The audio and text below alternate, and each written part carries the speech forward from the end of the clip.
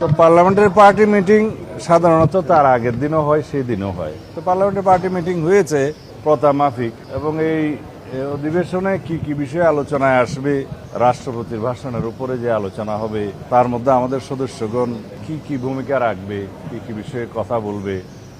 এই 1 মাসের একটু বেশি সময় হলো, প্রায় 40 দিন মতো হলো সরকারের বয়স।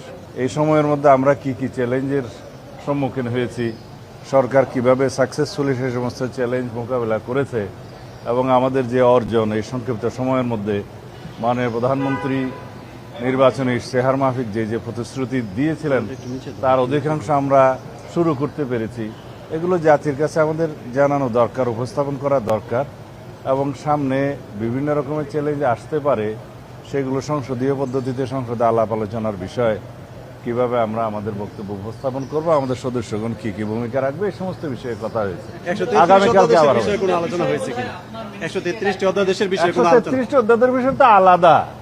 এগুলো সংসদে বিশেষ কমিটি গঠন করে দেওয়া হয়েছে। সেই বিশেষ কমিটিতে আমরা 2 দিন বসেছি, আর আগামীকালকে রাত্রে 8:30টার সময় আমাদের বাকি।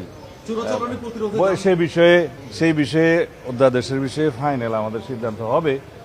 এই বিশেষ কমিটির রিপোর্টটা প্রণীত হবে, সেটা 2 তারিখে এপ্রিলে উপস্থাপন হবে বলে আশা করি। তারপরে সেটা আইন প্রণয়ন কার্যাবলীর মধ্যে যেভাবে যায় সেভাবে যাবে।